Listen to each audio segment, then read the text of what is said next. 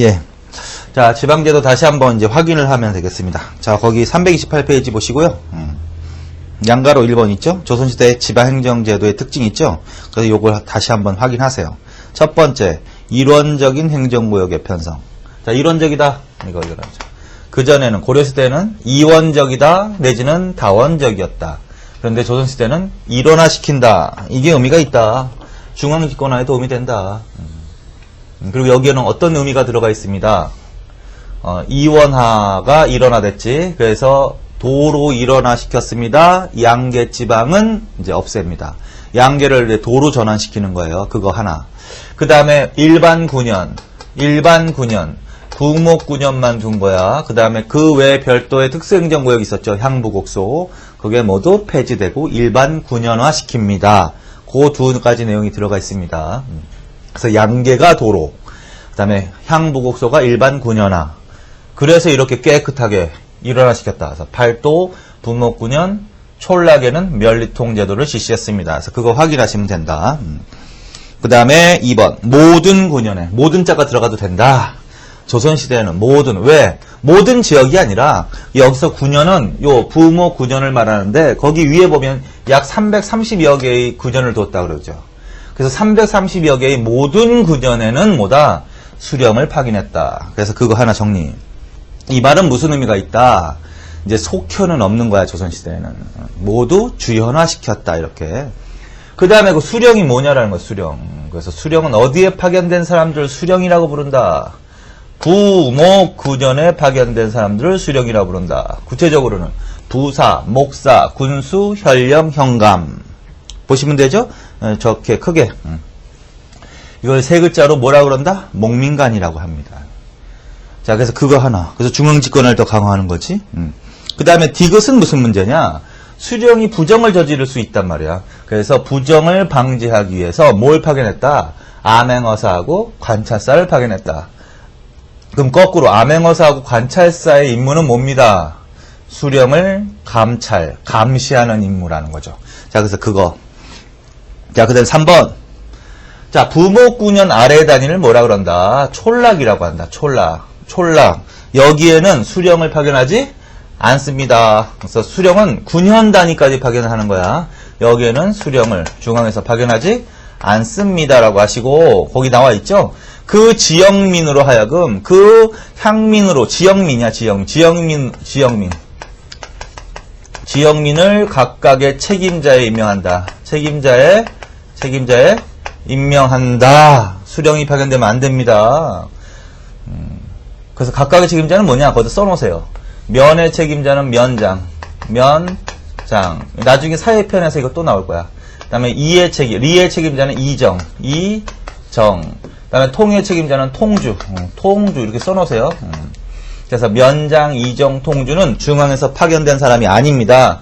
지역민입니다. 책임자 임명해서 통치했다. 결론은 촌락은 중앙에서 통을 실시해서 통제하였습니다. 주민을. 그리고 이 통은 뭐라 그랬죠? 저번 시간에 오가 작통법과 관련이 있다 그랬죠? 오가 작통법. 자, 그래서 그거. 자, 그래서 동그라미 3번의 문제.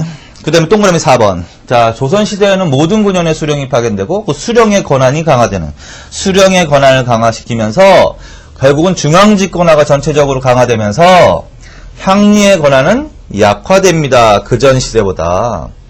그래서 향리를, 어디에 속한다고 그랬죠?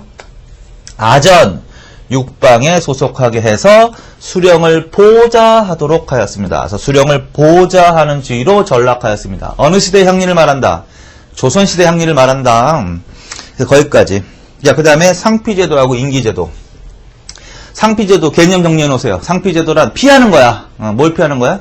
조선시대는 이제 관리의 부정 방지하고 토착화를 방지하기 위해서 어떻게 부자나 가까운 친인척끼리는 같은 관청에서 근무하지 못하겠다. 그걸 상피제도라고 한다. 지방관을 파견할 때도 관찰사도 포함돼. 관찰사 수령을 파견할 때도 자기 출신지에는 파견하지 않아야 됩니다. 그게 바로 상피제도입니다. 그 다음에 임기제도가 적용되었습니다. 임기제도는 계속 순환시키는 거지. 그래서 관찰사는 360일, 그 다음에 수령은 1800일 정도 됩니다. 자, 그래서 다시 한번 확인을 하십시오. 자, 그래서 이 내용 중요한 거니까 계속 열심히 읽으시면 돼. 그 다음에 329페이지에 유형수하고 경제수 있죠? 그거는 이제 좀 이따 더 할 거야. 그런데 이것의 두 개의 의미가 뭐냐? 전반적으로는 경제수를 포함해서 중앙집권화를 강화하면서 일부는 뭘 허용하게 됐다? 향촌 자치를 허용하게 됐다. 그게 이제 유향소와 관련되어 있는 것이다. 그래서 이렇게 일단 크게 알아두세요. 자, 그 다음에 양가로 2번 행정구역의 종류 있죠? 그거 다시 한번 확인하세요. 전국은 뭘로? 8도. 그리고 내용 계속 반복적이지? 양계는 없어졌다고요? 그 다음에 관찰사를 파견했다. 관찰사 줄쳐놓으시고. 그래서 8도에 파견된 사람은 뭐라 그런다? 관찰사라고 합니다. 관찰사. 그러니까 수령하고 관찰사는 좀 구분하셔야 돼. 부목구전에 파견된 사람들은 수령, 목민관, 부사, 목사, 군수, 현령, 현감. 8도에 파견된 사람들은 뭐라 그런다? 관찰사. 다른 말도 줄쳐놓으세요. 다른 말도. 다른 말은 뭐라 그래? 도백, 방백, 감사. 방백, 감사라고도 합니다. 그래서 방백, 감사는 관찰사를 말합니다. 한번 쭉 읽으면 되죠. B번. 관찰사는 어떤 권한을 갖고 있다? 자, 이거는 관찰사뿐만 아니라 일반 수령도 그래. 행정권뿐만이 아니라 뭐 사법권, 군사권도 가지고 있습니다. 그거. 근데 특히 이 관찰사의 주요 임무는 뭐냐면 주로 무엇을 감찰하는 거야? 수령을 감찰하는, 감시하는 임무가 가장 중요한 임무다. 그래서 그거 하나. 그 다음에 C, 관찰사로 파견되기 위해서는 최소한 뭐 당상관 이상 그런 거 줄. 그리고 관찰사도 어떻게 임기제가 적용이 되었겠지? 360일. 그 다음에 자기 출신지에는 파견되지 않았겠죠? 상피지도가 적용되었습니다. 자, 그 다음에 동그라미 2번 부목구년. 이거 통칭해서 그냥 9년 고을이라고도 한다. 근데 이 조선시대 이 부목구년을 나누는 기준이 뭐냐는 거야. 인구, 고을의 인구와 토지의 크기, 그거 줄쳐놓으시면 돼. 고려시대에는 무엇에 따라 나눴죠? 지방민의 신분에 따라 고을의 크기를 정했단 말이야. 지방민의 신분에 따라 행정구역을 나눴단 말이야. 그런데 조선시대에는요, 고을의 크기, 좀 합리적인 기준으로 바뀐 거죠. 그래서 그거 줄쳐놓으시고.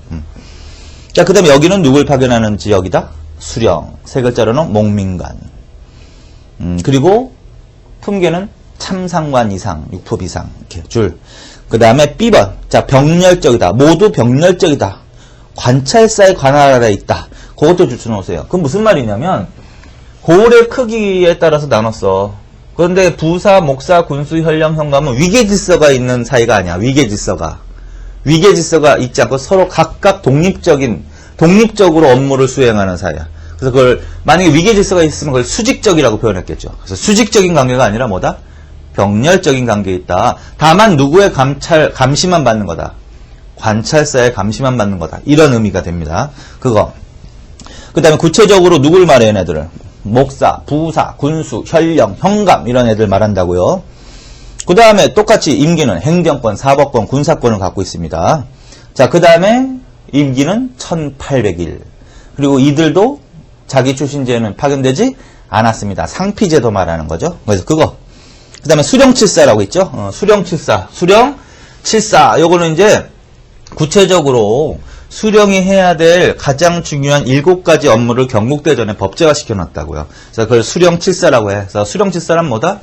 조선시대 수령이 해야 될 중요한 7가지 업무를 수령칠사라고 하는 거야. 그래서 한번 읽어보세요, 일단. 농상성, 호구중, 학교훈, 군정수, 부역균, 사송관, 관할시. 그거 줄쳐놓고 일단. 그리고 이거 단어만 읽으면 대충 감이 오는 것들이 있어요. 농상성은 나중에 합시다. 호구증은 뭘까? 호구. 인구잖아, 인구. 증가시켜야지. 학교흥. 뭘까, 학교흥? 교육을 지령해야지. 군정수는 뭘까? 군역자원 관리해야지. 군사 업무 담당해야지. 부역균은 뭘까? 부역자원 관리해야죠. 그 다음에 사송관은 뭘까요? 재판을 공정하게 해야 되는 거죠. 그래서 요거는 지금까지 하신 거는 대충 단어만 듣고도 알 수 있는 거지. 그래서 조선시대 수령의 주요 임무는 뭐냐라는 거죠. 호구를 증가시키고 부역을 고르게 하고 군역 자원을 잘 관리하고 교육을 진흥시키고 재판을 공정하게 하고 이런 것들이 바로 이 수령의 임무라는 거예요. 관찰사가 아니야. 관할식은 뭐 치안 방지 정도로 해석해. 치안 방지. 교활한, 그거 간사한 사람들을 없애야 된다. 이런 뜻이거든. 치안 유지. 이렇게. 그 다음에 농상성은 왜 나중에 보냐면 이거는 오해할 수가 있어요. 농상성은 뭘까요? 농은 농업이거든. 그래서 농업을 장려하는 거 당연하겠지. 농업을 장려하는 거야. 근데 그 상이 뭐냐는 거야. 상이. 상은 상업을 장려. 이건 절대 아니라는 거야. 이게 이제 한자를 한글로 해놨는데 상은 여기서 잠업을 말합니다. 잠업. 잠업이란 뽕나무 재배하는 거야. 누에치기 장려. 누에치기 장려. 자, 그래서 수령은 농업을 장려하고 누에치기, 뽕나무 재배를 장려했습니다가 이렇게 해석을 해야지 상업은 절대 아닙니다. 왜 그러냐면 조선시대도 가장 기본 생각해보면 경제는 아직 안 배웠지만 우리나라는 계속 농업 위주의 경제사회란, 농업 중심의 경제란 말이에요. 그래서 상공업을 장려하는 정책은 별로 없어요. 그래서 여기서 상은 그렇게 해석하면 안 된다. 그렇게 하고 뒤에 해석되어 있는 걸 보세요. 거기 330페이지에 B번에 거기 그걸 다 해석해 놨잖아요. 그래서 그 해석을 보면 뭐만 좀 조심하면 될 것 같아요. 농상성의 그 상은 상업이 아니라고 절대. 그래서 누에치기, 뽕나무 재배를 말한다. 잠업. 그 다음에 아전을 설치했다. 자, 조선시대는 아전을 설치했다. 아전은 어떤 관청이다? 수령을 보좌하는 관청이다. 수령을 보좌하는 관청. 그리고 여기에 누구를 속하게 했다? 향리. 그래서 조선시대 향리는 어디에 소속되어서 아전 육방에 소속되어서 수령을 보좌하는 역할로 떨어졌다. 이 얘기죠, 지금. 다 하신 거잖아요. 그 다음 3번, 멸리제. 멸리제는 뭐다? 9년 밑에 다니는 촌락에 시시했던 제도가 멸리통제도다. 멸리통제도. 이 지역은 중앙에서 직접 수령을 파견하지 않았다. 지역민을 그 책임자에 각각 임명했다. 그리고 멸리통을 통해서 주민들을 감시했다. 그런 얘기가 되고 통은 오가 작통법과 관련이 있다. 그렇게 알아두시면 된다. 자, 그 다음 토관제도는 지금 처음 보는 거니까 줄만 쳐놓고 특히 국경지대, 평안도와 함경도 줄, 토착 유력층 줄, 지방통치 보좌 줄. 토관제는 특히 함경도하고 평안도 국경지대, 특히 국경지대에 그 토착 유려층, 그건 토착 세력이죠. 토착 유려층을 토관이라는 관직 벼슬을 주는 거야. 그리고 지방 통치를 보좌하게 한다. 그걸 토관제도라고 합니다. 그 정도만. 자, 그 다음에 이제 5번 중앙지구과 지방 분권의 조화축을 해가지고 이 두 개를 공부하는 거야. 자, 그래서 뭐? 경제소하고 유향소. 이 경제소하고 유향소는요, 고려시대 이제도로부터 기원하는 거거든? 그게 뭐냐면 사신간제도야. 고려 때 사신간제도 실시했었죠. 사신간. 지방을 간접적으로 통치하는 방식. 고려 태조 때부터. 그래서 고려시대의 사신간제도가 있었는데 그 사신간제도가 두 개로 분화 발전하는 거야. 중앙에 뭐와? 중앙에 경제소와 지방의 유향소로 분화 발전한다. 그래서 그렇게 알아두시고 먼저 유향소가 먼저 나왔으니까 유향소가 더 잘 나온다. 그래서 정확히 정리해 놓으세요. 자, 설치. 지방민, 지방사족의 자치 허용 줄. 각 군현의 설치 줄. 수령 보좌 향리 감찰. 그다음에 풍속 바로 잡기 위한 기구 줄. 결론을 내려보세요. 자, 유향소는 어디에 설치하는 거야? 군현, 지방에 설치한 거야. 군현 단위로 설치한 거야. 지방이야, 지방. 지방이죠, 지방. 지방이지, 지방. 지방에 설치했어. 그리고 이 유향소는요, 어떤 성격의 기구냐? 지방 사족. 사족은 양반이라고 하시면 돼요.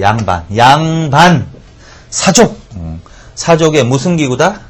향촌 자치기구다라는 거야. 향촌 자치기구. 그래서 유향소는 각 군현별로 지방에 설치된 지방사족의 향촌 자치기구라는 개념을 딱 정리해 놓으시면 돼. 일단 기본적으로.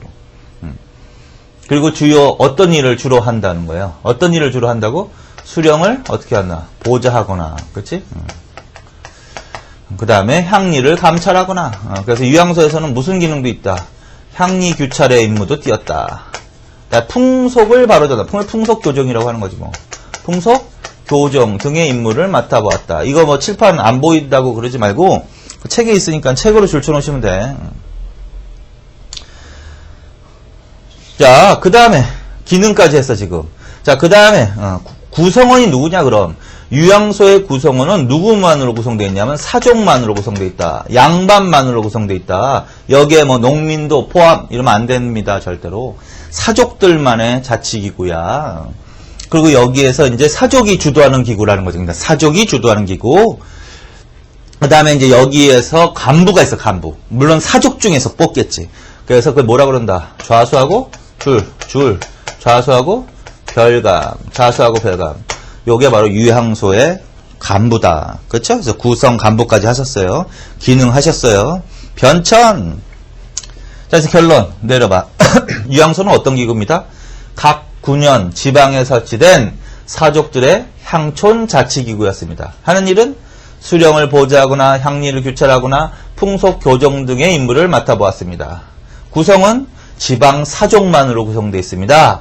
간부는 좌수와 별감이라고 합니다. 이렇게 정리해놓죠. 그래서 이렇게 이런 내용이 나오면 빨리 유향소 물어보는 거구나라고 빨리 판단을 하셔야 돼. 근데 이거는 페이지와 다시 또 재설치되고 이걸 반복했다라는 거예요. 그래서 일단 눈으로 보고 태종 때 폐지시켰다가, 그치?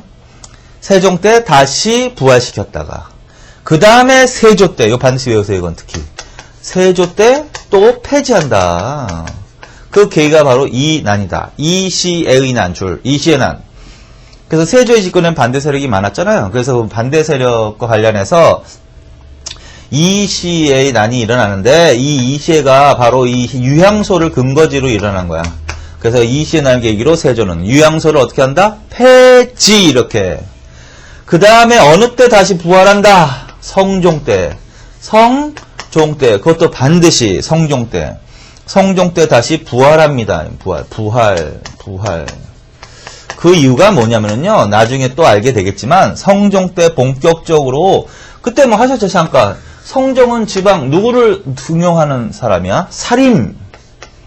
사림이라는 정치 세력을 등용하는 사람들인데, 그래서 성종의 정치적 특징, 성종 때 사림의 진출이 본격화되는 시기다. 근데 이 사림들이 어떠한 성향을 갖고 있는 애들이냐면 향촌 자치를 추구하는 애들이야. 향촌 자치. 그리고 당연히 지방 향촌 세력이었겠죠. 그럼 얘네들의 근거지가 어디였겠어요? 당연히 유향소란 말이야. 그래서 유향소를 근거지로 향촌 자치를 추구하던 세력이었거든. 이 사림이라는 세력이. 그래서 사림들이 유향소 무슨 운동을 전개한다? 봉립 운동을 전개한다. 이것의 결과다. 자, 그래서 성종 때 다시 유향소가 부활됩니다. 그 이유는 배경은 하면 사림들의 진출, 사림들의 복립운동 다시 세워주십시오라는 겁니다. 그래서 그거와 관련이 있습니다. 그래서 그거 반드시. 그럼 나머지는 눈을 읽으시고 요 정도는 반드시 기억해 놓으세요. 이게 바로 뭐의 특징이다? 유향소. 이렇게. 자, 그 다음에 이제 어디로 갑니다? 경제소. 331페이지에 경제소. 경제소는 유향소와 함께 고려의 사신간 제도에서 분화 발전했다. 사신간 줄쳐놓으시고 미리 말씀드렸죠? 고려의 이 사신간 제도가 뭘로 발전한다? 중앙의 경제소하고 지방의 유향소로 분화 발전했다. 해서 사신간 제도 줄. 그 다음에 B번 서울 줄. 어디에 설치됐냐? 이거는 서울이다. 서울. 그 다음에 중앙고위 관료를 구성원 줄쳐놓으시면 돼. 유향소는 지방의 사족들로 구성되어 있지만 여기는 중앙의 고위 관료. 중앙 고위 관료들은 어디에 속하게 하는 거야? 그러니까 이 경제소에 속하게 하는 거야. 그리고 어떠한 임무를 주었다? 자기 출신지 유향소 통제 줄. C. 그 밖에 해당 지방의 재반사 주관 줄. 서울과 지방 간의 연락 업무 담당 줄. 자, 그래서 경제소에 대해서 말해보세요. 자, 경제소는 어디에 설치된 거야? 서울 중앙에. 구성원은 누구야? 중앙의 고위 관료. 이렇게 하는 일이 뭡니까? 그 각 지방의 유향소를 통제하는 기능을 갖고 있다고. 통제. 그리고 해당 재반사를 주관하고, 그 다음에 지방과 중앙의 연락 업무를 담당하게 하였습니다. 이렇게 하셔야 된다. 그게 경제소야. 그러면 이제 결론적으로 판단해 보세요. 유향소는 중앙집권과 관련이 있어요? 향촌 자치와 관련이 있어요? 향촌 자치와 관련이 있는 거지. 경제소는 뭐와 관련이 있는 거야? 중앙집권과 관련이 있다. 그래서 이제 조선시대는 전반적으로는 중앙집권화를 추구한다. 그러나 일부 향촌 자치를 허용하기도 했다 하면 유향소가 튀어나와야 됩니다. 그래서 거기까지. 그 다음에 밑에 회색 부분 있죠? 경절이, 영절이. 그것도 줄쳐놓으세요. 경절이, 영절이. 경절이, 영절이는 어떤 사람이다? 줄쳐놓으세요. 서울이나 가명의 상주, 줄. 해당 지방의 공부, 수납, 업무 담당, 줄. 경제소에 파견된 항리를 뭐라 그래? 경절이. 지방 가명에 파견된 항리를 뭐? 영절이라고 한다. 이렇게 돼 있죠? 자, 그래서 이건 뭐냐면, 경제소에 하나 더 추가합니다. 지방에서 경제소에 항리를 파견한단 말이야. 그리고 그 사람으로 하여금 중앙과 지방을 왔다 갔다 하면서 연락 업무를, 그래서 이렇게도 써놓으세요. 경절이에다가는 중앙과 지방의 연락 업무. 이렇게. 중앙과 지방의 연락 업무. 이렇게. 그렇게 하는 사람 뭐라 그런다? 경절이. 경자부터 쓰니까 경제소 맞죠? 경절이라고 합니다. 반면에 영절이는 가명이라고 했는데, 가명인데, 그 가명이 어디냐면요, 요 관찰사를 다른 말로 아까 감사라고 돼 있죠? 감사. 그래서 이 관찰사가 머무르는 곳을 가명이라고 하는 거야. 자, 그래서 그 가명에 파견된 사람들은 뭐라 그런다? 영절이라고 한다. 영절이. 여기다 쓸게요. 영절이. 그리고 영절이에다가 이렇게 써놓으세요.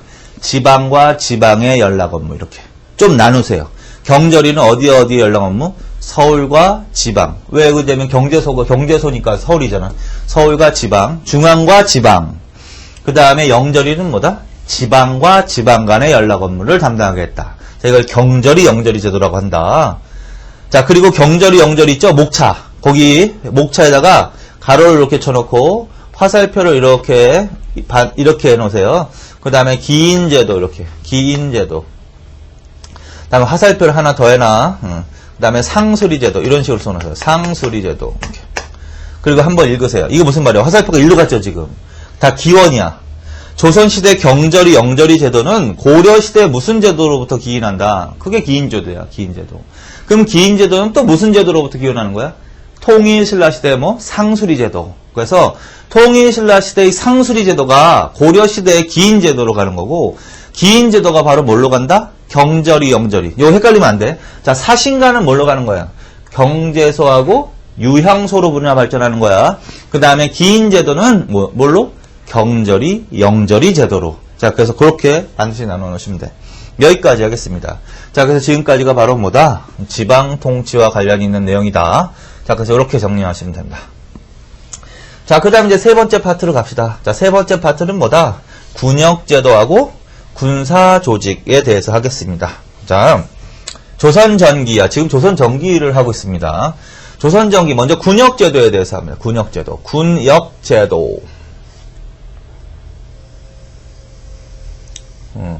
자, 군역제도. 이걸 이제 크게 보면 세금 내는 건데, 역제도야, 역제도. 크게 역제도. 근데 역에는 노동력을 내는 세금이죠. 이건 계속했으니까 그 전부터. 요역, 부역과 군역으로 나눠볼 수 있다. 그 중에서 군역제도를 하는 거야. 군역제도. 그래서 조선시대 군역제도는 무엇이 원칙이었다? 거기 양인 개병제 원칙. 그거 조천하시고 양인 개병제 원칙에 입각해서 운영이 되었습니다. 양인 개병제 원칙. 조선시대 군역제도는 뭐가 원칙입니다? 단순한 문제야. 조선시대 군역제도는 뭐라고 그럽니다? 양인 개병제라고 한다고. 양인 개병제. 거꾸로 양인 개병제는 무슨 제도야? 군역제도를 말하는 겁니다. 그럼 이게 무슨 원칙이냐라는 거야. 이게 무슨 원칙이다. 양인들이 담당해야 될 의무라는 거야. 자, 그래서 신분적으로 양인에 해당되고 대략 16세에서 60세에 해당되는 남자. 그래서 이런 사람들은 뭐라고 하냐면 정남이라고 한다. 정남. 이런 사람들은 뭐다? 군역의 의무를 담당해야만 했다고. 그래서 이걸 양인, 모두 병사, 개병제 이런 뜻으로 해석하면 된다. 그래서 양인 개병제 원칙이라고 한다. 그런데 요 사람들은 군역의 의무를 담당해야 되는데 크게 두 개. 뭐가 되거나 뭐가 됐다. 정군이 되거나 그 다음에 보인이 되었다. 이렇게. 자, 그래서 이게 바로 양인 개병제 원칙을 설명한 겁니다. 그리고 누구를 설명을 좀 해놔? 정군이 뭐하는 사람이냐, 보인이 뭐하는 사람이냐, 그것도 좀 알아두시라고. 다시. 자, 조선시대 군역제도는 무슨 원칙에 입각해서 운영되었습니다. 양인 개병제 원칙. 양인 개병제 원칙이란 양인 16세. 양인이라는 신분에 해당돼야 된다는 거죠. 그러니까 양인 16세에서 60세에 해당되는 남자, 정남은 군역의 의무를 져야 되는 거. 그게 양인 개병제. 무엇이 되거나 무엇이 되어야 돼? 정군이 되거나 보인이 되어야 된다. 그리고 정군이 뭐고 보인이 뭐냐라는 거예요. 그래서 정군, 보인 그거 줄쳐놓으세요. A. 서울에서 근무하거나 국경 요충지에 배속. 이들은 일정 기간 교대로 복무. 그 다음에 나머지는 눈으로 읽어. 자, 정군이란 어떤 사람들이냐면 실제로 군 복무 생활을 하는 사람들을 정군이라고 한단 말이죠. 그래서 이들은 일정 기간만 교대로 복무하는 사람들이야. 일정 기간 교대로 복무하는 사람들. 이거를 정군이라고 한다. 실제로 군 복무하는 사람들. 이게 의무라는 거죠. 그래서 원칙적으로는 보수를 주지 않는데 때에 따라서는 품귀와 보술, 녹봉을 지급하기도 한다. 그런 얘기야. 그러니까 눈으로만 읽고. 어쨌든 정군은 뭐하는 사람입니다. 역의 의무로 일정 기간 교대로 복무하는 사람들. 반면에 보인은 뭐다? 국초에는 뭐라고 했다? 줄, 봉족. 세조 동그라미 쳐놓고 보법줄. 정남 2명을 일보라 하여 군호를 편성하고 정군이 군역을 짓는 동안 필요한 식량, 의봉 등 비용을 부담. 그거 줄쳐놓으세요. 그래서 보인은 국초에는 뭐라고도 했다? 봉족이라고도 했다. 봉족. 똑같은 얘기다 그냥. 근데 세조 때 군사, 참고로 군사 조직은 다 세조로 가면 돼. 세조. 보법 제정. 세조 때 보법 제정 이후에는 얘네들 뭐라고 불렀다? 보인이라고 불렀다. 그럼 보인은 어떤 사람들이다? 정군이 군복무 생활을 하는 동안 약간의 비용을 부담하는 사람. 그래서 간단하게 크게 개념 정리해 놓으세요. 그래서 이제 마지막이다. 다시 한번 합니다. 조선시대 군역제도는 양인 개병제 원칙에 입각해서 운영되었습니다. 양인, 구체적으로 양인 개병제 원칙이라 양인 16세에서 60세에 해당되는 남자, 정남은 정군이 되거나 보인이 되어야 했다. 정군은 일정 기간 교대로 복무하는 사람들. 보인이란 정군이 군복무 생활하는 동안 필요한 약간의 비용을 부담하는 사람. 그걸 보인 이렇게. 자, 그래서 그렇게 정리해 놓으세요. 반드시. 그래서 이게 양인 개병제 원칙. 그런데 이제 모든 사람이 실제로 군복무 생활을 하진 않았다. 예외가 있다. 면제시켜주는 사람들. 면제. 그래서 누구다? 현직관리. 현직관리. 그 다음에 학생, 요 정도만. 학생. 그래서 현직관리나 학생 등은 뭐다? 면제시켜줬다. 얘네들을 제외한 나머지는 아무리 공신의 자손, 종실의 자손이라 하여도 군복무를 해야 됐다라는 거죠. 자, 그래서 여기 양인개병제 원칙에 대해서 했다. 자, 그 다음에 이제 갑사. 자, 지금 정군의 대조적인 건데, 정군은 직업군인일까요? 의무군인일까요? 의무군인이란 말이야. 그런데 조선시대는 의무군인뿐만 아니라 뭐도 있다? 직업군인도 있다. 그전에도 있었죠. 고려시대에도.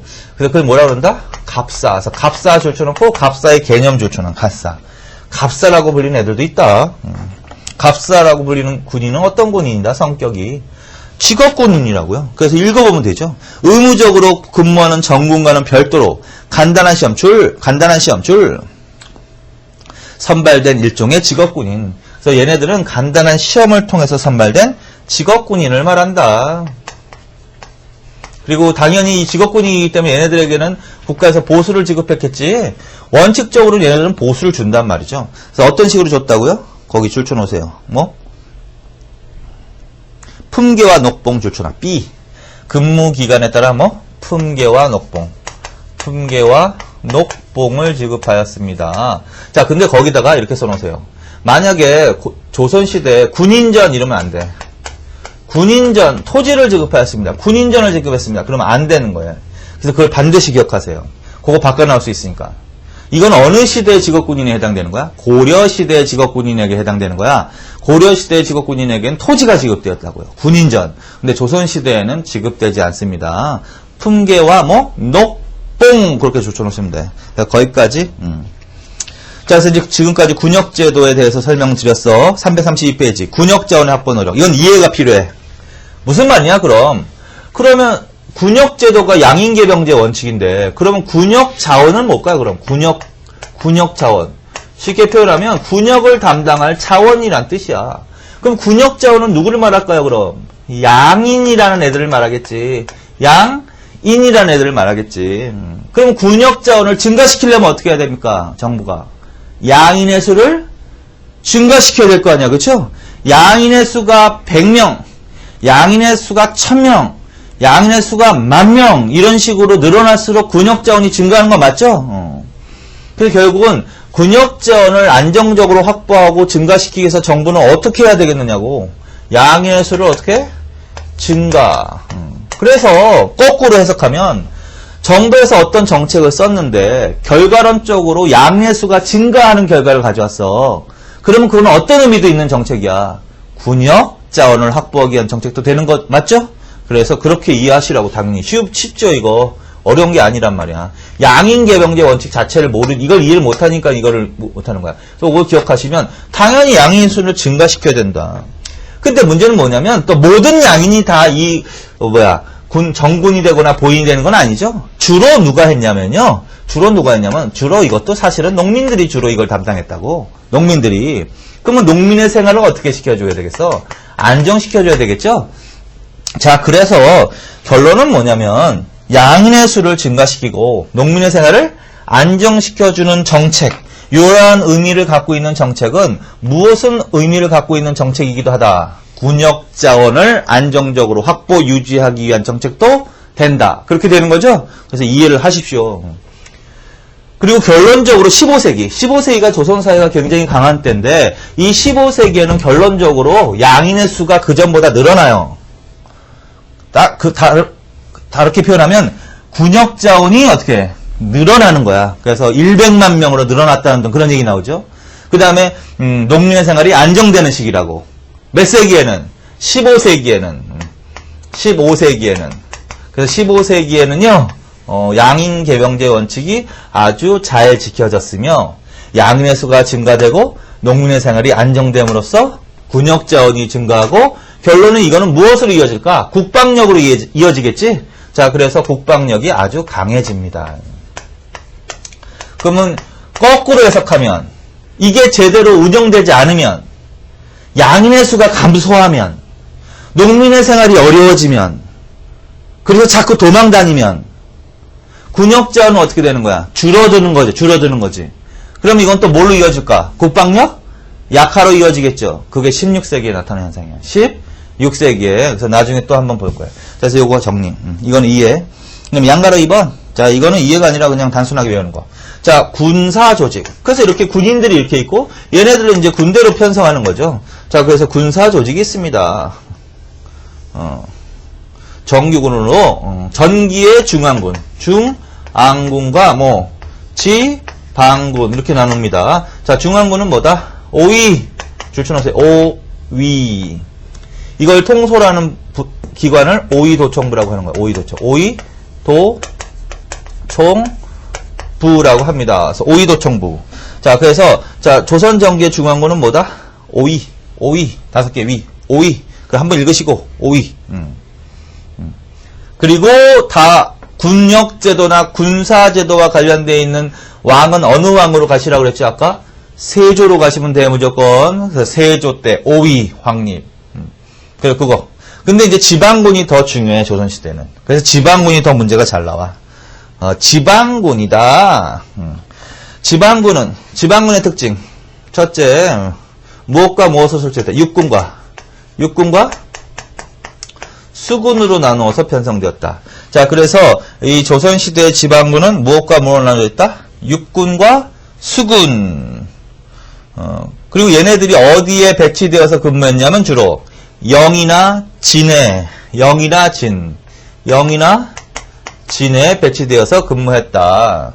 그 중에서 이제 각 도별로는 뭘 설치하는데? 영을 설치하는데 그 영이 바로 육군과 관련되는 게 바로 병영이야, 병영. 그 다음에 수군과 관련되는 게 바로 수영. 그래서 병영과 수영. 그래서 각각 병영과 수영에 소속해서 군복무 생활을 했다. 그러면 육군과 수군을 말하는 겁니다. 그리고 이 영은 도에 한번 읽어봐, 그거는. 도에 설치되는 거야. 도 단위로. 그리고 그 병영과 수영의 책임자를 각각 병사와 수사라고 하는 거죠. 병사와 수사. 그리고 원칙적으로 이 병사 수사는 누가 하냐면 관찰사가 겸임을 해. 관찰사가 겸임을 해. 근데 이제 각 도별로 병영과 수영을 설치하는데, 한 개씩 설치하는 도가 있고, 군사적 중요성에 따라 병영과 수영을 각각 2개에서 많게는 3개까지 설치되는 지역이 있어요. 그런 경우에는 한 개 이상 설치된 지역은 모든 병영과 수영을 관찰사가 담당하지 않고 중앙에서 전임병수사를 파견하는 경우가 있어. 전임병사. 그래서 제가 예를 드는 게 이순신이 임진왜란 때 뭘로 파견됩니다. 맨 처음에 중앙에서 파견된 관찰사로 파견된 사람이 아니야. 그 사람이 전라좌수사로 파견되지. 전라좌수사 무슨 소리야? 전라좌수영의 책임자로 파견됐다는 얘기지 결론은. 자, 그래서 그런 얘기고. 그런데 이제 더 중요한 거는 진관체제야. 진관체제 그 디귿 있죠. 동그라미 디귿. 그 별표 쳐놓으세요. 그리고 지방군은 무엇으로 확립됩니다. 진관체제에서 이건 반드시 이거 사료지문까지 나오는 거야. 진관체제에서 조선정계 군사조직에서는 특히 이거 진관체제가 제일 잘 나오는 거예요. 반드시. 이것도 당연히 어느 때 확립됐다? 세조. 다 군사조직은 어느 왕으로 가야 된다고요? 세조로 가야 된다고. 그래서 진관체제의 특징. 그래서 그거 정리해 놓으시는 거야. 자, 형성. 요충지 고을의 성을 쌓아 방어체제를 강화했다. 자, 그래서 첫 번째 특징이 나왔어. 자, 진관체제의 특징은 뭐다? 요충지 고을의 성을 쌓아 방어한 체제. 줄 쳐 있죠? 그래서 그거 반드시 하나 줄. 그 다음에 넘기십시오. 그 다음에 B. 지역 단위 줄 쳐놔. 그게 바로 진관체제라고 돼 있지? 자, 이거는 어떤 방어체제다? 지역 단위로 방어하는 체제. 지역별 독립방어체제. 지역별 방어. 이런 용어가 나오면, 바로 튀어나오면 진관체제로 가는 거야. 지역별로 나눠서 그게 하나의 독립된 방어체제로 형성이 되는 거야. 그래서 지역 단위 방어체제 이렇게. 그래서 반드시 줄 쳐놓으세요. 색깔로 줄. 그거. 그리고 동그라미 가 있죠? 각도에 거기서부터 연필로 다 쳐놔. 그게 사료지문 그대로 나온다고 생각하세요. 각도에 한두 개의 병영을 두어 병사가 관할 지역 군대를 장악하고 병영 아래에 몇 개의 거진을 설치하여 거진의 수령이 그 지역 군대를 통제하는 체제였다. 자, 여기서 어떤 특징이 나오냐면 그거 다 줄쳐놓고 진관체제 하에서의 이 군대는 누가 관할하는 거야? 병사와 수령이라고 그랬지. 그러니까 지방관이 수령이 지휘하는 체제다. 그래서 이런 식으로 정리해 놓으세요. 요게. 자, 그래서 이런 특징이 나온다. 요충지 고을의 성을 쌓아 방어하는 체제다. 지역 단위 방어 체제다. 수령이 지휘했다. 병사, 그다음에 수령이 지휘했다. 요런 특징이 나오면 이건 사료지문에 대비하는 거야. 그리고도 이런 문장이 나올 수도 있어요. 그럼 빨리 무슨 체제로 가야 돼? 박스 안에 이런 내용이 막 나오는 거야. 읽어보니까 막 나오는데 뭐 요런 단어들이 튀어나오는 거야. 그럼 빨리 뭘로 갑니다? 아, 이거 진관체제구나. 어느 왕 물어보는 거야? 세조. 몇 세기 물어보는 거야? 15세기 물어보는 겁니다. 이 당시에 군사력과 국방력 이렇게 물어봤어요. 결론적으로는 세다고 해야 돼? 아니면 약화된다고 해야 돼? 셀 때입니다, 이때는 국방력이 셀 때. 아까 말씀드렸죠, 이때. 15세기에는 뭐야? 군역 자원이 증가하면서 군인의 수도 늘어나고 국방력이 세자고. 자, 그래서 그거. 그런데 이 진관체제가 끝까지 간다? 그렇지 못하다. 16세기에 들어가면서 어떻게, 뭘로 바뀐다?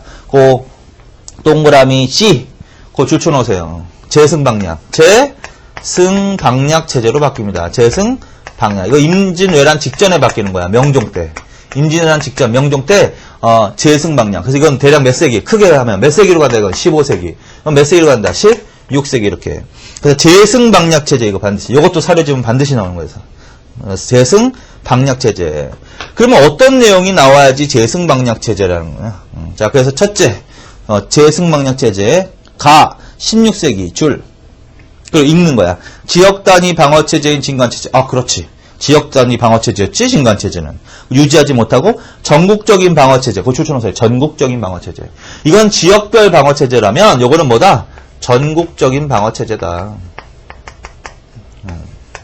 그러니까 진관체제 하에서는 지역별로 방위체제가 있었다면, 재승방략체제에서는 그걸 한꺼번에 한 곳에 확 모아가지고 한 번 방어하는 거야. 그래서 재승 방략이란다. 전국적인 방어체제. 자, 그 다음에 동그라미 나 줄쳐놓은 거 있죠? 그거 보세요. 유사시에 필요한 방어체. 그것도 그대로 사료집으로 나올 수 있어. 유사시에 필요한 방어처에 각 지역의 병력을 동원해서 중앙에서 파견되는 장수가 지휘하게 하는 방어체제. 아까 진관체제하고 차이점이 있는 게 뭐야? 지역별 방어체제였잖아. 근데 여기서는 각 지역의, 지역의 병력을 한 곳에 어떻게? 동원한다 그랬죠? 그게 바로 전국적인 방어체제라는 의미다. 그 다음에 아까 여기서는 병사, 관찰사, 병사하고 수령이 지휘한다 그랬죠? 근데 여기는 군대를 누가 지휘한다 그랬어, 지금? 중앙에서 파견된 장수, 줄.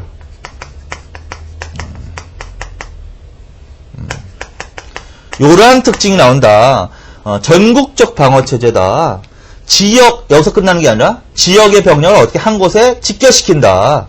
중앙에서 파견된 장수가 지휘한다. 읽어보니까 이런 내용이 나오는 거야. 이런 내용이 나오면 빨리 몇 세기로 가야 된다. 16세기로 가야 된다. 16세기. 그리고 이렇게 변한 이유는 뭐냐면요. 16세기로 가면 미리 결론부터 계속 말씀드리는데 군역 제도가 변질이 돼. 농민의 생활이 어려워져. 그래서 국방력이 전체적으로 어떻게? 약화. 군역 제도가 변질되면서 국방력이 약화된다고. 그래서 진관체제에서 제승방력체제로의 전환은 이것을 의미하기도 해. 국방력 약화. 그래서 더 이상 지역 단위의 방어체제를 유지하지 못하고 이런 식의 얘기가 나오는 거죠. 자, 그래서 그걸 반드시 기억하시면 돼. 자, 거기까지. 자, 그 다음에 이제 잡세꾼으로 갑니다. 잡세꾼. 자, 그래서 요거 5위 그 다음에 진관체제, 그 다음에 16세기의 제승방력체제 이거 반드시 정리해 놓으시라고요. 그 다음에 이제 정규군이 아니야, 이거는. 정규군이 아니라 예비군적 성격의 부대가 있다. 예비군적. 그게 바로 잡세꾼이다. 잡세꾼. 이것도 그대로 그 문장이, 교과서에 있는 문장이 나오는 거야. 그래서 그거 줄쳐놓으세요. 잡세꾼이 어떤 부대인가. 일단 줄쳐놓으세요. 기억. 예비군, 정규군 이외의 예비군적 성격. 줄. 니은, 농민을 제외한 양천 혼성군. 줄. 그 다음부터 다. 전직관료, 서리, 잡학인, 신약 역천인, 노비 등이 소속되어 평시에는 자기 생업에 종사하고 일정한 기간 군사훈련을 받아 유사시에 대비, 줄줄하면 돼. 그게 그대로 나온단 말이야. 그럼 빨리 알아들어야 돼. 이거 노비가 포함되어 있다? 근데 주의하실 것은 뭐다? 농민은 제외라고 해야 돼. 농민을 포함한 이렇게 하면 안 됩니다. 농민은 왜 안 될까? 농민은 정규군에 편성이 되는 거지. 이거는 정규군이 아니란 말이야. 그래서 농민은 정규군, 주로 정군으로 편성되는 거고, 여기 정규군에 편성되지 않은 기타 사람들을 모아서 예비군적 성격의 부대를 만든 거란 말이야. 그래서 농민을 반드시 어떻게? 제외. 그러나 노비는 들어가고. 그래서 그런 걸 좀 신경 쓰면서 쭉 읽으면 돼. 자, 그래서 이게 바로 뭐 잡세꾼입니다. 기타 특징은 뭐다? 디귿. 주로 내륙 지방 방비. 줄. 임진왜란 때 의병을 조직하는데 유리하게 이용. 줄. 그래서 이런 것들이 바로 잡세꾼의 특징입니다. 그래서 잡세꾼도 반드시 알아두세요. 이것도요. 자, 그 다음에 동그라미 4번. 군역제도와 군사제도의 변질 있죠? 자, 요거는 좀 이해가 필요하다. 이게 이제 아까 말씀드렸던 거야. 자, 15세기에는 군역제도가 제대로 원칙대로 잘 운영이 됐어. 그리고 양인의 수도 증가하고 그 전보다. 그래서 군정의 수가 100만으로 늘어났다 이런 얘기도 나왔고 농민의 생활이 안정되는 시기입니다. 몇 세기에는요? 15세기에는요. 15세기에는. 근데 점차 갈수록 어떻게 된다? 16세기로 가면. 16세기로 가면서는 어떤 현상이 나타난다? 그 원칙, 기본이 무너지는 거야. 농민의 생활이 어떻게 된다? 궁핍해진다. 농민의 생활이 궁핍해진다. 이거는 이제 경제 부분을 하면 더 자세히 알겠지만은요. 16세기 사회가 어떤 사회냐면 제도가 좀 각종 제도가 변질되어 나가는 거야. 자, 그래서 토지 제도와 관련해서는 지주제가 성행해. 굉장히 지주제가 발달하는 시대야. 16세기부터. 그러면서 양반 지주는 늘어나고 농민들은 자영농보다는 소작농으로 전락하는 경우가 좀 많아지는 현상이 나타나. 그 다음에 수치 제도가 또 변질되는 거야. 세금 걷는 제도. 당연히 나쁘게 변질이 되겠죠. 그래서 결국은 농민들의 세액 부담이 굉장히 증가하게 된다. 자, 그래서 지주제 발달, 그 다음에 수치체제의 변질 등으로 인해서 그리고 16세기는 막 기근도 겹치고 각종 재해도 일어나고 그래서 농민들이 굉장히 궁핍해지고 굶어 죽는 사람이 속출하고 이런 시대란 말이야. 사회가 좀 혼란해진다. 농민이 궁핍해진다. 그러면서 세 부담을 이기지 못하고 자꾸 도망 다닌단 말이야. 그래서 토지 이탈이 심화되는 때다. 그래서 16세기 사회가 이런 사회입니다. 결론적으로 농민이 생활이 어려워지면서 토지 이탈이 심화되는 사회다. 근데 토지 이탈은 저런 의미도 있다라는 거지. 뭐냐면 역의 의무를 피하기 위해서 도망 다니는 것도 있다라는 거지. 그래서 그걸 피역 저항이라고 해. 자, 그래서 16세기에는 무슨 현상이 나타난다? 피역 저항. 피역 저항. 피역이 뭐야? 역의 의무를 피해서 도망 다니는 것도 결국은 소극적인 저항이 하나라는 거지. 그럼 당연히 어떻게 하겠어요? 농촌 사회에서 군역 자원이 당연히 줄어들겠지. 그러면 남아있는 사람들은 어떻게? 남아있는 사람들은 도망간 사람들까지 역의 의무를 부담해야 되는 2중 3중의 역의 의무가 더 올라가겠지. 당연히 그런 현상이 나타난다. 그래서 16세기에는 농민들의 역부담이 굉장히 심해진다. 이렇게 결론적으로 아시면 돼요. 근데 그러한 혼란한 상황에서 어쨌든 피역 저항이다. 이런 현상이 나타나는 시대다. 그런 상황에서 군역제도가 어떻게 변질되더라는 거지. 자, 그래서 그 변질되는 의미가 뭐냐? 그래서 그 밑에 나오는 거 있죠? 뭐 대립제, 그 다음에 반군, 수포제, 군적, 수포제. 그거 줄쳐놓으세요, 당연히. 그래서 대립제, 반군 수포제, 군적 수포제. 요런 것들이, 이런 현상이 나타나는 때가 또 몇 세기다? 16세기다. 요걸 바로 뭐라 그런다? 군역제도의 변질이라고 한다. 자, 이건 이런 현상입니다. 대립제는 대신 세운다라는 거야. 그래서 이제 돈이 있는 사람들이 좋은 거야, 그러니까. 돈이 있는 사람들이 돈이 좀 있다면 자기가 져야 될 역의 의무에 다른 사람을 대신 돈 주고 세우는 거야. 그걸 대립제라고 하는 거야. 대신 세우는 거. 그래서 16세기 상황에는 이런 일이 있는 거지. 좀 여유 있는 사람이 옆에 가난한 농민들에게 얘기를 한다. 내가 당신에게 얼마를 주겠습니다. 그러니까 나 대신 가십시오. 이렇게. 그러면 농민들은 대가를 받고 대신 가게 된다. 그래서 그걸 뭐라 그런다? 대립제. 근데 이게 대신 세우는 거는 원래 불법이라고요. 원래 불법이라고. 양인계방제 원칙하에서 조선 정기에는요, 군역의 의무 담당자가 직접 자기가 가야지 남을 대신 세우는 거는 불법이란 말이야. 그런데 16세기에는 그런 현상이 굉장히 만연한다. 그게 이제 전국적으로 불법적으로 석행하는 거야. 그게 이제 전체적으로 역제도하고도 관련이 있지만 군역제도와 관련해서 그럼 군역의 의무가 있는 사람이 자기가 져야 될 군역의 의무 대신에 다른 사람을 대신 보내는 거야. 그래서 그거를 대립제 내지는 반군 수포제라고 하는 거지. 반군 수포제. 이때 돈은 군포라는 이름으로 얘기를 한다. 군포. 그러니까 군포를 납부하고 자기는 빠지는 거지, 결론은. 이렇게. 그래서 그런 상황이 벌어지니까 정부에서는 그래? 그러면 군역 의무자로부터 애초에 뭘 걷자, 애초에. 군포를 걷자. 그리고 그걸로 대체하자. 그걸 법제화시킨 게 군적 수포제라는 거야. 그래서 내용은 비슷비슷해. 대립제, 반군 수포제, 군적 수포제. 기억하세요, 무조건. 몇 세기? 16세기를 물어보는 거야. 의미는? 농민들이 이제 역의 의무 대신에, 실제로 가는 역의 의무 대신에 무엇을 납부하는 현상이 나타난다? 군포를 납부하는 현상이 나타난다고. 이걸 납포군화 현상이라고 한다. 납포군화 현상. 그럼 이러한 현상은 농민들의 부담을, 역부담을 줄여준 걸까요? 더 늘린 걸까요? 더 부담이 될 수밖에 없어. 왜 그러냐면 군포를 납부해야 되니까. 가뜩이나 먹을 것도 없는데 군포는 어디서 납부하냐고. 자, 그래서 이 군역제도의 변질은 농민들의 역부담, 군포 부담을 더욱더 증가시키는 거야. 그래서 그거 하나. 그 다음에 이러한 군역제도의 변질, 이러한 상황은 국방력을 강화시킬 수가 있냐고, 이런 상황에서. 국방력이 강화될 수가 없는 거죠. 그래서 16세기 들어가면 이것으로 인해서 국방력은 어떻게 된다?